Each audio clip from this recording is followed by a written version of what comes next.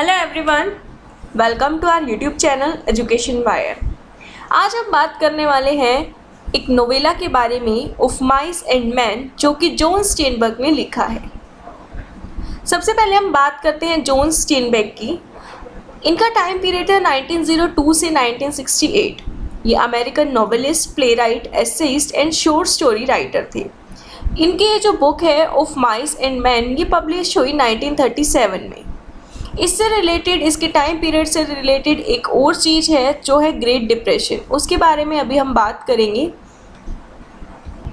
तो ये स्टोरी है जॉर्ज मिल्टन और लेनी स्मॉल की। ये दोनों माइग्रेंट वर्कर्स हैं जो कि कैलिफोर्निया में आते हैं जॉब की सर्च के लिए। ये जॉब सर्च कर रहे हैं, इस जॉब की अपॉर्चुनिटीज़ को सर्च कर रहे हैं। बट ये जो टाइम पीरियड है वो ग्रेट डिप्रेशन का टाइम पीरियड है यूनाइटेड स्टेट्स में। अब ग्रेट डिप्रेशन क्या था? Great depression was a severe worldwide economic depression that took place mostly during the 1930s. It was started when the stock market crashed in 1929. तो great depression के time की ये story है, जिस टाइम पर stock market crash हो चुकी थी और basically world wide economic depression की सिचुएशन थी उस टाइम पर। तो ये स्टोरी कैलिफोर्निया की स्टोरी है, जहाँ पर दो माइग्रेंट वर्कर हैं, लेनी स्मॉल और जॉर्ज मिल्टन। ये काम के लिए यहाँ पर आते हैं। ये जो लेनी स्मॉल है, लुकिंग लाइक अ जेंटलमैन, वहाँ पर इन लोगों को एक जॉब मिली हुई होती है, लेकिन इस लेनी पर एक झूठा इल्ज़ाम लग जाता है, रेप का एक गलत इल्ज़ाम लग जाता है, क्योंकि ये एक विमेन की ड्रेस को टच करता है। अब वो टच इसलिए करता है क्योंकि वो ड्रेस बहुत ही सॉफ्ट दिखाई देती है। लेनी को सॉफ्ट चीज़ों को टच करने की हैबिट है। उसे सॉफ्ट चीज़ देखने के बाद रुका नहीं जाता और वो इतना एक्साइटेड हो जाता है कि वो उसको टच करना चाहता है, किसी भी सॉफ्ट चीज़ को। उसके अंदर इंटेलेक्चुअल डिसेबिलिटी है, पूरी तरह से वो जॉर्ज पर डिपेंडेंट है। उसकी गाइडेंस और प्रोटेक्शन के बिना वो कुछ भी नहीं है। तो उनकी फ्रेंडशिप जो है वो म्यूचुअल डिवोशन है। इसी तरह एक दिन लेनी डेड माउस से खेलने लगता है। जॉर्ज लेनी को डांट लगाता है कि डेड माउस से ना खेले, क्योंकि एज़ यूजुअल उसे सॉफ्ट चीज़ों को टच करे बिना रहा नहीं जाता। तो वो इसीलिए डेड माउस से खेलता है, लेकिन जॉर्ज को लगता है इससे उसको कोई डिजीज़ ना हो जाए, इसीलिए वो उसे अगेन प्रोटेक्ट करता है और उसे दूर होने को कहता है और उसे डांट लगाता है। और वो उसे समझाता है कि जब भी वो नेक्स्ट जॉब पर जाएंगे या जब भी वो जा रहे हैं नेक्स्ट जॉब के लिए, वहाँ पर जाकर उसे बोलना है, क्योंकि कहीं ना कहीं लेनी एक चाइल्ड लाइक पर्सन दिखाया गया है कि वो कुछ भी समझता नहीं है चीज़ों को, उसमें इंटेलेक्चुअल डिसेबिलिटी है और वो जाकर किसी से बातचीत नहीं करता, बोलता नहीं है।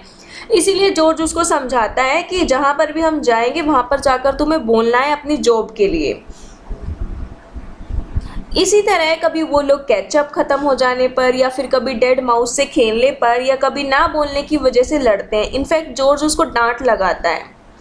फिर वो अपने ड्रीम के बारे में डिस्कस करते हैं कि वो अच्छा खासा कमा लेने के बाद एक लैंड खरीदेंगे, फिर वहाँ पर अपना एक फार्म बनाएंगे, वहाँ वेजिटेबल उगाएंगे और रैबिट को भी पालेंगे।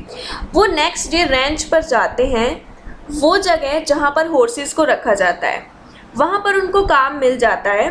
वहाँ पर उनका बॉस लेनी को देखकर अजीब से रिएक्ट करता है, तो वो जॉर्ज झूठ बोल देता है और कहता है कि लेनी उसका कज़न है, इसीलिए वो साथ में है अब तक।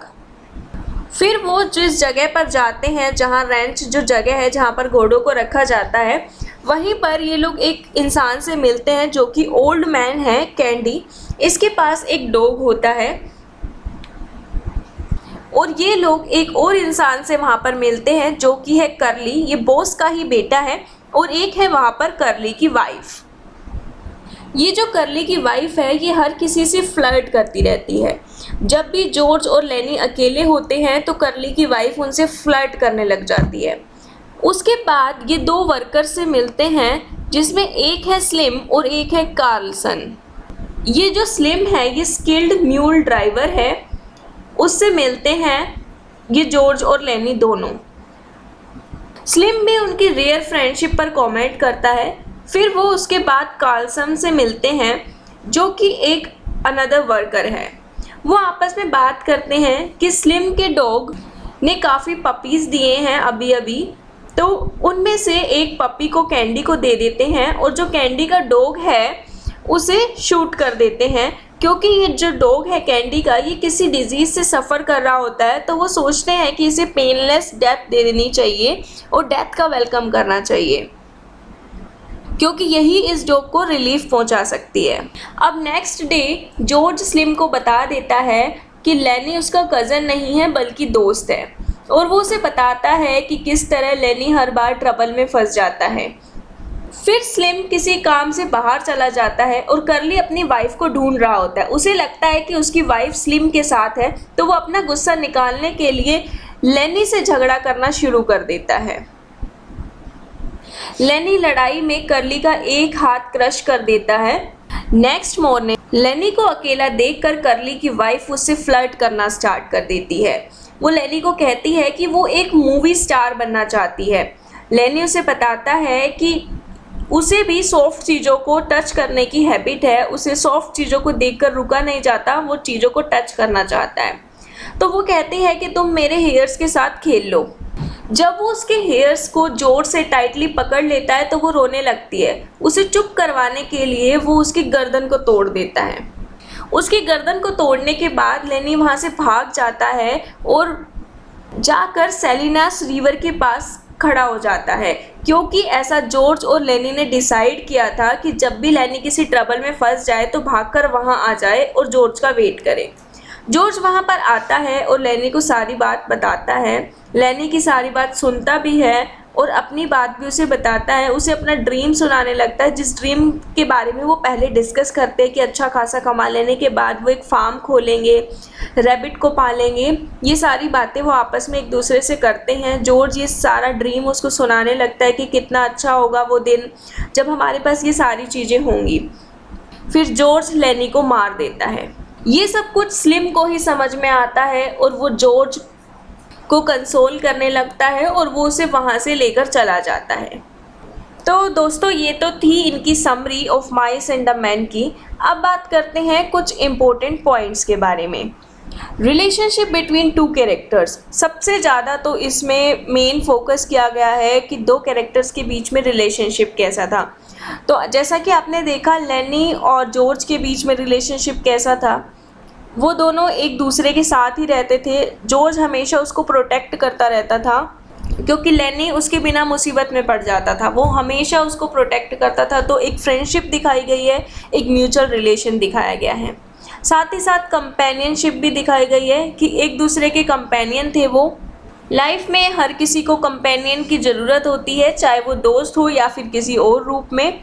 तो कंपेनियनशिप दिखाई गई है कि एक दूसरे को किस तरह वो पूरा करते हैं। एक ड्रीम दिखाया गया है, दोनों अपने ड्रीम को अचीव करना चाहते हैं और एक दूसरे को बचाने की कोशिश करते हैं और हमेशा साथ ही रहते हैं। अमेरिकन ड्रीम दिखाया गया है। अब अमेरिकन ड्रीम क्या है? ये जो अमेरिकन ड्रीम है ये एक बिलीफ है कि इससे फ़र्क नहीं पड़ता कि कहाँ पर उनका बर्थ हुआ और किस क्लास में उनका बर्थ हुआ, वो कुछ भी करके अपने सक्सेस को, अपने ओन वर्जन ऑफ सक्सेस को अचीव कर लेंगे। तो एक अमेरिकन ड्रीम भी है। इस कहानी में हर एक कैरेक्टर के लिए एक सपना है, हर एक कैरेक्टर एक ड्रीम देखता है, जैसे कि जॉर्ज और लेनी भी देखते हैं। इसके अलावा कर्ली की वाइफ भी देखती है और साथ ही साथ कैंडी भी, और जितने भी लोग हैं, जितने भी कैरेक्टर्स इस स्टोरी में दिखाए गए हैं, वो सभी अमेरिकन ड्रीम में बिलीव करते हैं। इसके अलावा टाइम पीरियड हमने डिस्कस किया था कि ग्रेट डिप्रेशन का टाइम पीरियड था, जिस टाइम पर वर्ल्ड वाइड इकोनॉमिक डिप्रेशन चल रहा था। And last the question is why George kills लेनी। जॉर्ज ने लेनी को क्यों मारा? जॉर्ज ने लेनी को मारा, हो सकता है उसके पीछे कुछ मर्सीफुल रीजंस हो, क्योंकि एक ट्रू फ्रेंडशिप की वजह से वो हमेशा से उसको प्रोटेक्ट करता आया था। वो अपने म्यूचुअल लव की वजह से सेक्रीफाइस करते थे और उसको प्रोटेक्ट करता था हमेशा से। तो हम ऐसा कह सकते हैं कि जॉर्ज ने लेनी को मारा, लेकिन मर्सीफुल रीज़न की वजह से उसने लेनी को मारा, दूसरों से बचाने के लिए उसको मारा, उसको किल किया। क्योंकि जो लेनी का एग्रेशन वाला एक्ट था, लाइक कैसे उसने कर्ली की वाइफ को मार दिया, जिसकी वजह से उसे पनिश किया जाता, उसे बहुत बड़ी सज़ा मिलती है, उसकी वजह से उन लोगों को अलग होना पड़ता एकदम से। सो वो एक ही झटके में सडन डिपार्चर नहीं चाहता था और वो प्रोटेक्ट करना चाहता था लेनी को दूसरों से, पनिशमेंट से, इसीलिए उसने उसे पीसफुल डेथ दी और ये एक मर्सीफुल एक्ट माना गया, जो कि स्लिम ने इस चीज़ को समझा और वो उसे कंसोल करता है, वो समझता है और वो उसे वहाँ से ले जाता है। So this is all about of mice and man. If you guys understand, hit like, share it and subscribe it. Thank you.